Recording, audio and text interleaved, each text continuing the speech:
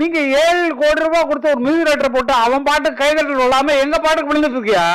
அந்த பாட்டை போட்டு நீங்க ஆடுனீங்கன்னு அர்த்தம். 7 கோடி ரூபாய் கொடுத்தவன் பாட்டு கிட்டாவல, எங்க பாட்டை போட்டவன கைதட்டல் வருது. ஜோடி மஞ்ச குருவி நாடுன பாட்டு தான், சாஞ்சாடு நெஞ்ச தழுவின்னு.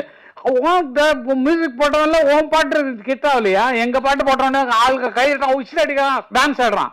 அப்ப அதுக்கு கூலி எங்களுக்கு வரணும் இல்ல? எங்க பேர் போடாம தானே எங்க மியூசிக் டைரக்டர் பணம் கொடுத்து அவ்வளவு கொடுத்து அவங்கள்ட்ட வாங்க முடியாது தானே எங்க பாட்டு போடுறீங்க. அப்ப எங்களுக்கு அதுல பங்கு உண்டு இல்ல? எங்களுக்கு கொடுத்துருக்கணும் இல்ல? எங்கள்கிட்ட பெர்மிஷன் வாங்க, பெர்மிஷன் கேட்டா ஃப்ரீ அண்ணன் கொடுத்துருவாரு.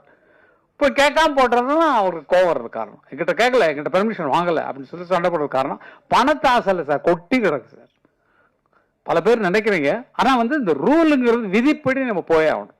விதி எவ்வளோ உருவாக்குனானோ, இப்போ இவங்க கதையை வேற லாங்குவேஜ்ல போட்டாங்கன்னா இவங்க எவ்வளவு வேணாலும் கிளைம் பண்ணலாம். என்னோட சீன்ஸ் இவ்வளவு, அதாவது எங்களுக்கு 40 செகண்ட்ஸ் வச்சுக்கலாம், அதெல்லாம் ரூல்ல சொன்னா உங்களுக்கு புரியாது. அந்த மாதிரி அவங்க கதையின் மெயின் கதையை எடுத்து வேற கதை பண்ணாலும், இது நம்ம கதையில கூடுறாங்க அப்படின்னு சொல்லி கூப்பிட்டு நம்ம வாங்கிக்கிறதுக்கெல்லாம் ரைட்ஸ் உண்டு. எதான் உருவாக்கினானோ அவனுக்கு அதில் பங்கு உண்டு. அந்த மாதிரி தான் அந்த ராயல்ட்டிங்கிற விவரம் போயிட்டு இருக்கு. அது இனிமேல் பிரச்சனையே வேண்டாம். ஏன்னா பாருங்க, எந்த படத்துக்குமே வராது.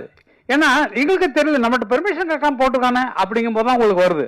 அஜித் படம் அதெல்லாம் ஒன்றும் இல்லை, எங்க பாட்டு அவ்வளவுதான்.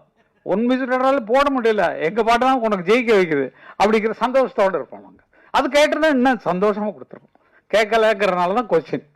என்னுடைய சொத்தை எப்படி திருடலாம், நீ என்னுடைய கேட்டுக்குள்ள எப்படி நுழையலாம், நீ தான் ஒரு மியூசிக் டைரக்டர் வச்சிருக்கே, அவனை படத்து இல்லையா அந்த மாதிரி அப்படின்னு சொல்லி அவங்களாம் என்கரேஜ் பண்றதுக்கு தான் அந்த விஷயம் எல்லாம்.